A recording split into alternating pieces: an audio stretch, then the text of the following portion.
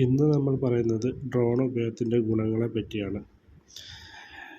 വിദേശ രാജ്യങ്ങളിൽ വർഷങ്ങൾക്ക് മുമ്പ് തന്നെ ഡ്രോൺ ഉപയോഗിച്ച് വരുന്നു. എന്നാൽ ഈ അടുത്തിടെയാണ് നമ്മുടെ നാട്ടിലും ഡ്രോൺ ഉപയോഗിച്ച് വരുന്നത്.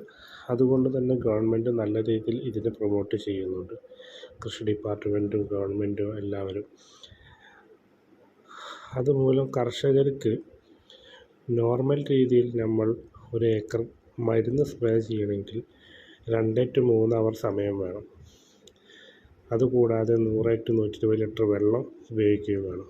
എന്നാൽ ഡ്രോൺ ഉപയോഗിച്ച് നമ്മൾ മരുന്ന് സ്പ്രേ ചെയ്യണമെങ്കിൽ 10 ലിറ്റർ വെള്ളവും മതി, അതിനുപരി 10 മിനിറ്റ് ടൈമും മതി. ഇതിനെല്ലാം അപ്പുറത്ത് 30 to 40% മരുന്നും കുറവ് ഉപയോഗിച്ചാൽ മതി.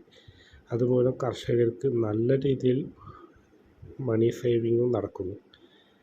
അതിനപ്പുറം പോൾ മേഖലയിൽ പാടശേഖരങ്ങളിൽ എല്ലാ കർഷകരും ഒന്നിച്ച രീതിയിൽ മരുന്ന് സ്പ്രേ ചെയ്യുകയാണെങ്കിൽ കീടനിയന്ത്രണം വളരെ എളുപ്പത്തിലാവുകയും കർഷകർക്ക് അതുമൂലം അവരുടെ പ്രൊഡക്ടിവിറ്റി കൂടുകയും ചെയ്യുന്നു. അതിനപ്പുറം കർഷകർക്ക് എല്ലാ ചെടിയിലും ഈക്വൽ അളവിലാണ് ഡ്രോൺ ഉപയോഗിച്ച് മരുന്ന് സ്പ്രേ ചെയ്യുമ്പോൾ എത്തുന്നത്. ഇതാണ് കർഷകർക്ക് ഡ്രോൺ ഉപയോഗിച്ച് മരുന്ന് സ്പ്രേ ചെയ്യുന്നതിലെ ഏറ്റവും വലിയ ഗുണങ്ങൾ.